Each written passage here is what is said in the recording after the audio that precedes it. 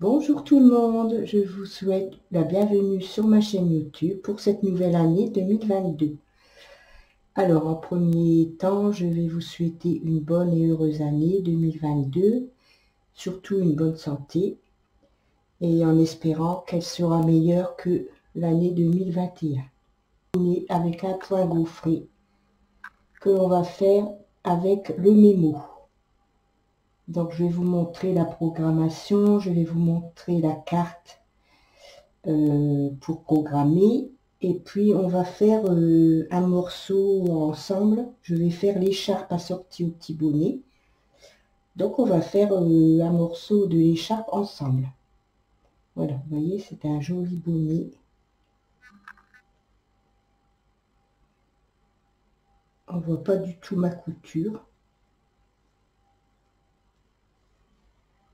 J'ai fait une couture invisible, elle est ici, elle est là, et on voit ici.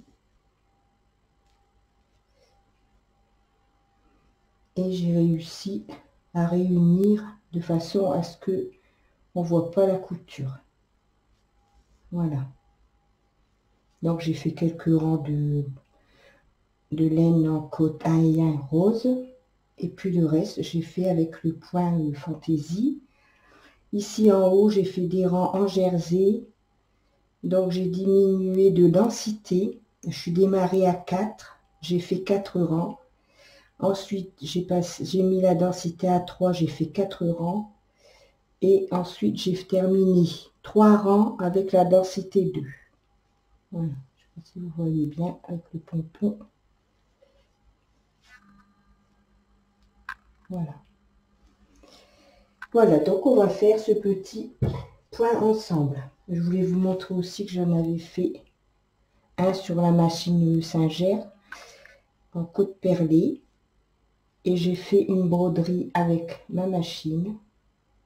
Brother Innovis V3. Voilà. Voilà.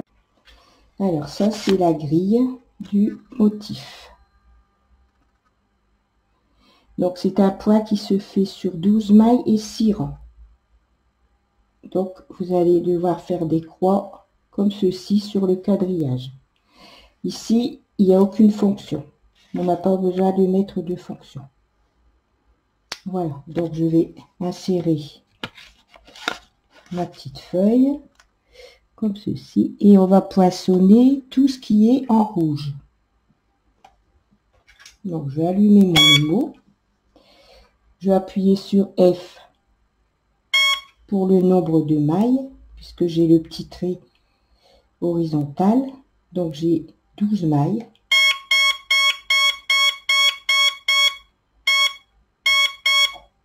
J'appuie sur F et là il me demande le nombre de rangs. Donc je fais 6 rangs. 3, 4, 5 et 6. Je rappuie sur F et à partir du moment où ça clignote, je vais poinçonner avec mon crayon toutes les parties en rouge. Donc premier rang, je poinçonne les croix qui sont en rouge.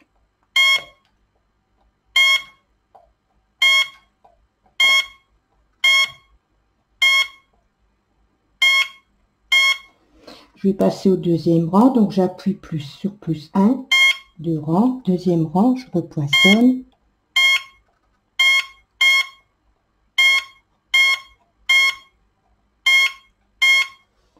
Je vais passer au troisième rang.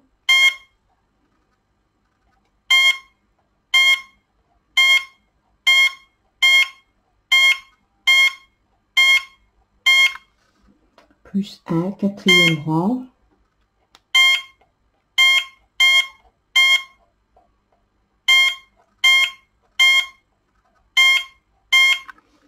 Plus 1, cinquième rang.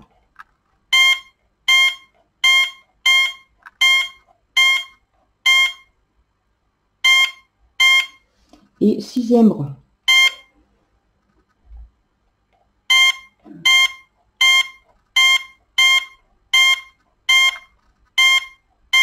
Voilà, on a fini de poinçonner. Donc maintenant, je rappuie plus sur plus 1 pour revenir au premier rang. Comme ça. Donc, j'appuie sur le F. Je n'ai pas de fonction, donc je rappuie dessus et me remet au rang 1. Alors, après, maintenant ici, vous voyez mon petit curseur ici, il est en position basse. Quand on programme un motif, il doit toujours être en position basse. Une fois qu'on a fini la programmation du motif, régler les taquets et le curseur, on le remettra en position haute. Celui-ci, c'est l'inverseur. Donc ici, position noire, parce que je vais tricoter les mailles qui correspondent à ce que j'ai programmé. Ici, vous voyez, tout ce qui est en rouge. Donc maintenant, on va régler les taquets. Les taquets et le curseur. Alors, je vais approcher un peu.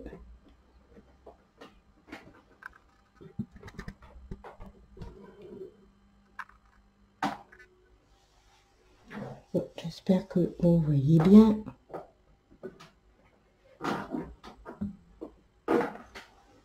Donc les taquets se trouvent ici. Donc je vais passer mon Donc on a les taquets de chaque côté. Alors moi je mets 25 mailles à droite du 0 et 25 mailles à gauche du 0.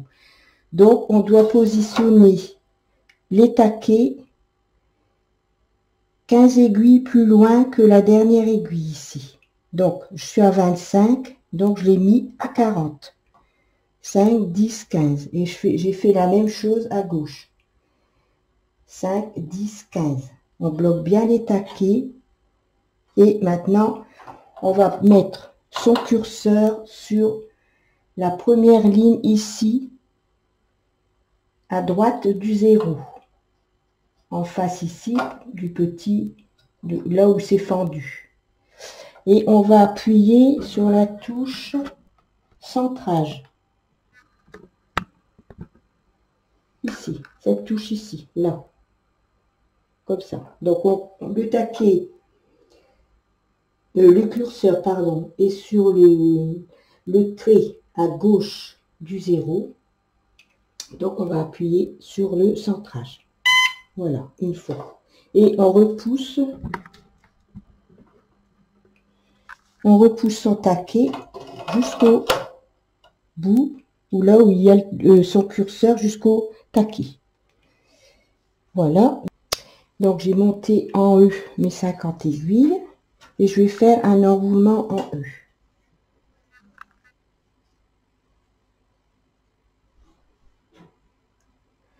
Comme c'est une écharpe, de toute façon, à chaque extrémité, je vais mettre des franges ou des pompons. Donc, il n'y a pas besoin de faire un montage en côte ou autre.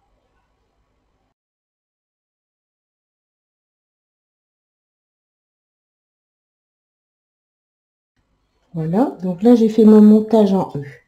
Alors, maintenant, on va prendre son peigne.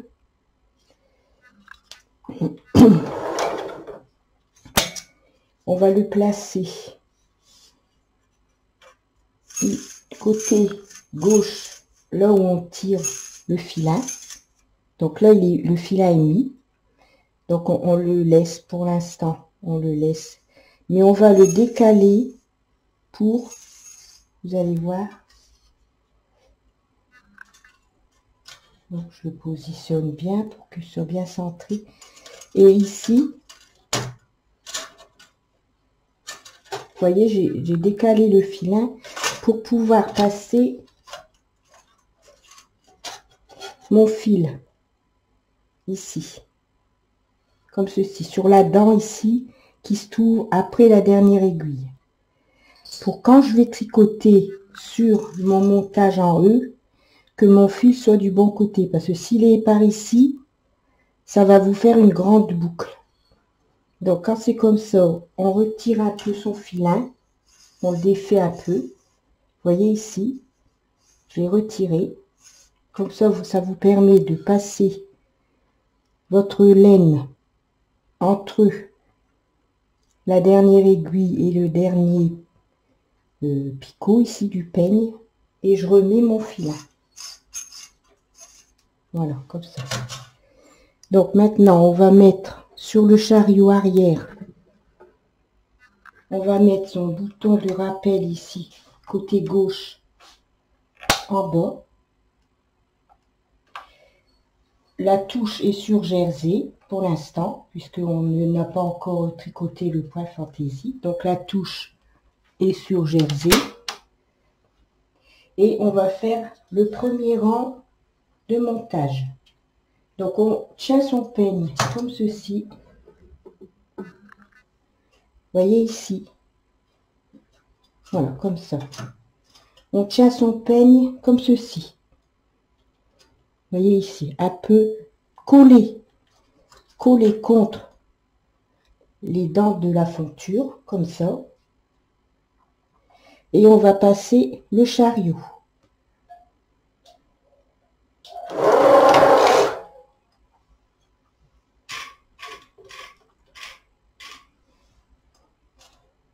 Comme ceci. Et ça va faire un rang. Voilà. Donc on a tricoté notre premier rang. Vous voyez? Donc je repousse, je remonte ma fonture avant. Et on va faire le deuxième rang. Donc ma densité, elle est sur 7. C'est pour ma laine en cône. Ici. Oh là, pardon, excusez-moi. Je suis tellement près de pour être près de la caméra que... Donc c'est la laine en cône ici. Donc c'est de la Yeoman Yarn. Je l'ai eu sur internet. Voilà, c'est cachemilon blanc. Voilà, c'était cette laine-là. Elle passe super bien. Elle est d'une douceur incroyable. J'en avais acheté dans différentes couleurs et je l'avais pas encore utilisé. Donc voilà, donc c'est du 4 plis, je crois. C'est ça que j'avais vu sur le bon de commande. C'est du...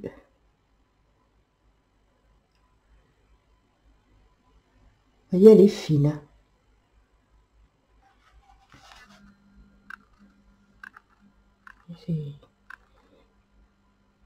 Elle est très fine. C'est que la 4 plis, celle-là. Voilà. Donc, maintenant qu'on a fait notre montage, mais notre premier rang, on va repasser de la gauche vers la droite. On va mettre sur le chariot, on va mettre la touche jetée, ici. Je sais pas si... On peut voir. La touche jetée, elle se trouve à côté de la touche G. Donc j'annule la touche V et je mets la touche jetée. Je remonte mon bouton de rappel, je le replace au milieu. Et sur le... Ici, je vais mettre mon petit curseur sur la position haute. Voilà. Donc maintenant, on va pouvoir tricoter. Alors, je me repositionne pour que vous voyez bien. Voilà. Donc, l'écartement de fonture, pour cette laine-là, j'ai mis sur 4. Alors, il faut mettre des poids. Hein. Ça, il faut surtout c'est mettre des poids. Donc, moi, j'ai le peigne. J'ai mis le peigne de 100 mailles. Donc, je mets un poids de chaque côté et un au milieu. Parce que comme il y a il y a quand même 3 rangs où les aiguilles ont un jeté dessus. Donc, il y a 3 jetés sur une aiguille. Donc, il faut quand même bien mettre les poids. Donc voilà, alors mon curseur est réglé. De toute façon, on a tout réglé tout à l'heure. Donc il n'y a plus qu'à tricoter. Je vais essayer de mieux positionner ma caméra. Voilà, je pense que...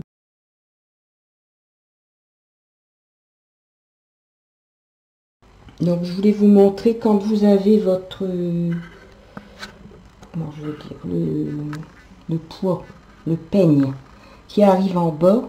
Alors vous laissez les poids. Celui du milieu, je l'ai retiré parce que maintenant qu'il y a pas mal de hauteur, il y a une bonne tenue. Et je le tourne comme ça. Et je passe mes poids comme ça. Voilà, vous voyez, comme ça il tient. Et vous le remontez comme ça régulièrement. Voilà. Donc ici, je vais bientôt avoir fini. J'ai 232 rangs et je dois en faire 250. On va remettre la touche V sur le chariot. Et on va faire 2 rangs.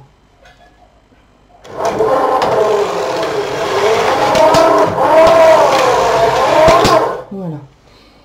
Et comme je vous ai dit que c'était une écharpe, je vais mettre ou un pompon ou des franges. Je ne sais pas encore trop ce que je vais faire.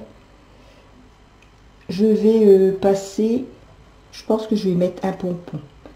Donc je vais passer mon fil, comme pour quand on arrête un bonnet. La même chose.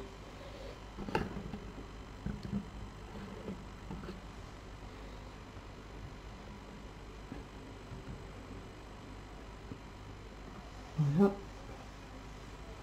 Je vais abaisser ma ceinture. Je vais prendre mon aiguille à 2 chats ici.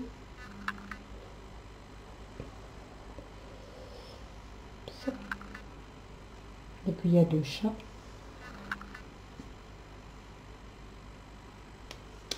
Je vais monter mes aiguilles en haut.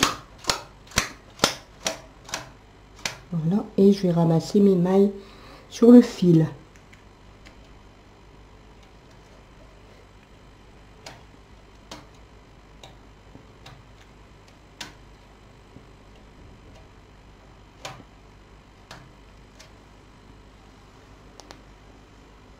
Donc ça, c'est si on fronce et qu'on va mettre un pompon. Alors, si vous mettez des franges, bien sûr, il faut arrêter vos mailles.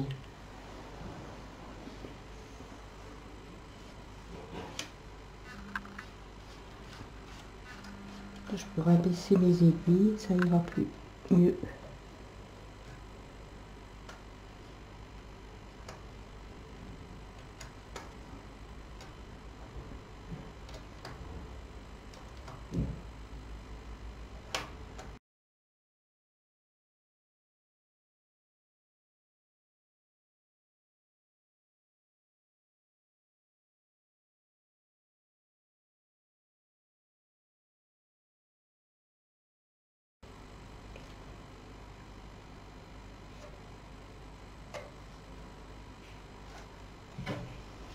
Voilà.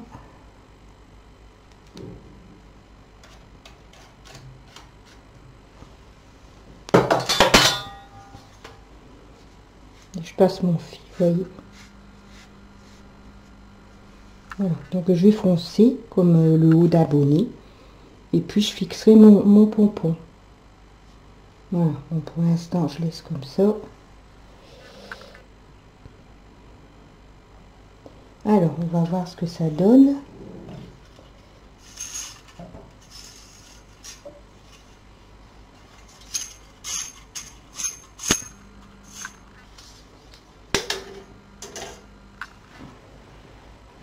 Je vais mettre ça parce que parfois il y a un peu d'huile sur les aiguilles.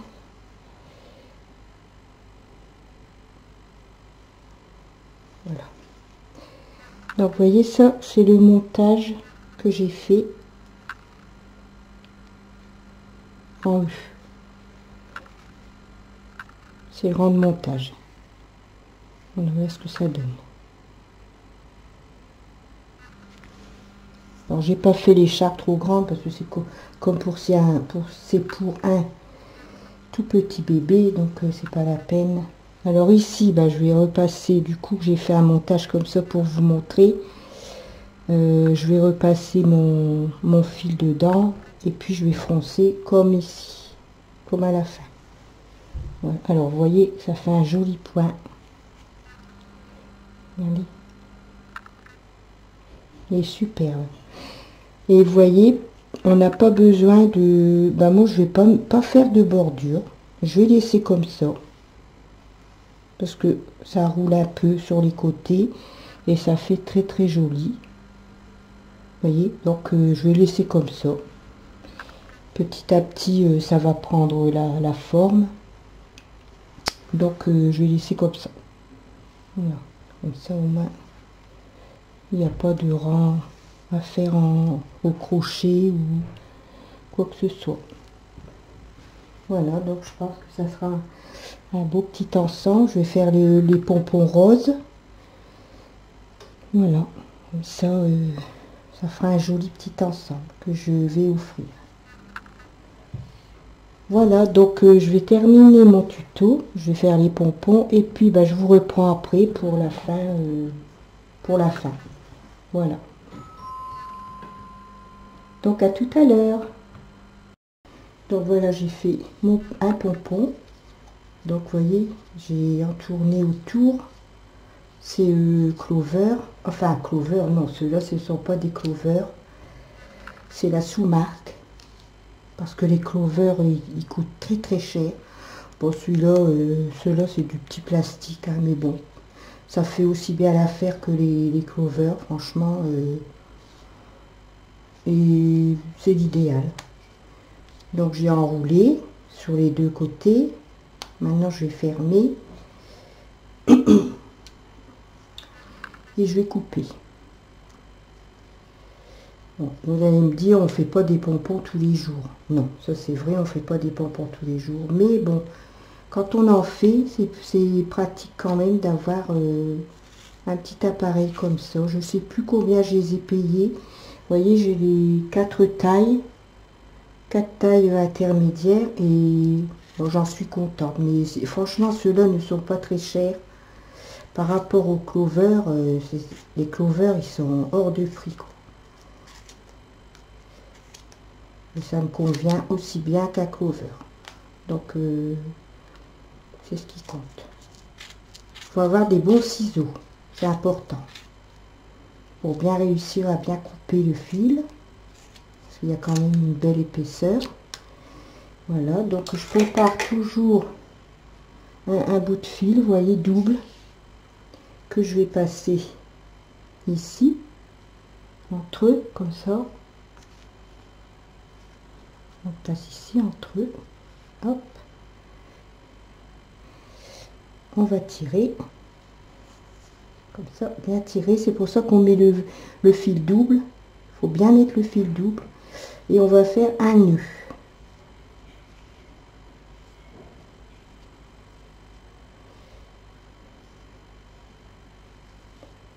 Et on va bien serrer. Il faut bien serrer. On va retourner encore une fois. On serre encore bien et on refait un nœud.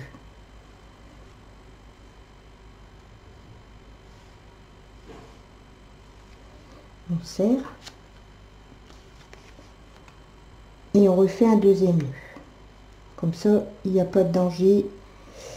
C'est bien fermé et le pompon ne bougera pas. Donc maintenant qu'on a terminé, on rouvre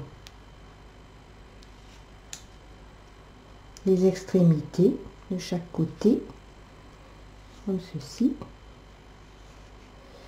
Et on va retirer le pompon.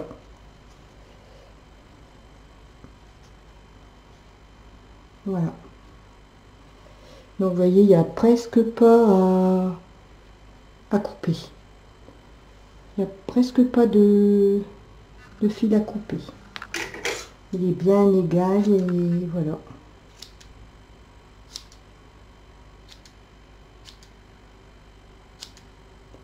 Les petits fils là. Couper tout ça un petit peu. Hop, et voilà. Voilà, et on a un beau pompon. Voilà. Encore un petit peu dessus. Hop.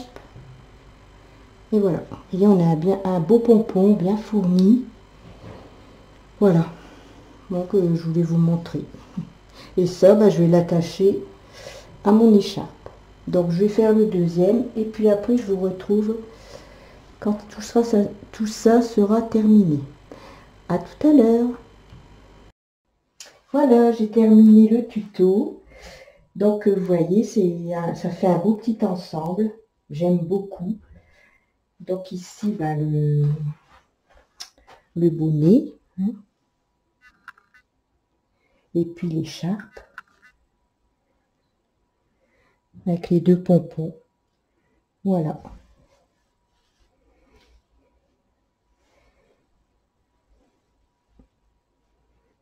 Voilà. Donc j'espère que mon premier tuto de l'année vous aura plu ou vous plaira. Ça dépend quand vous allez le regarder.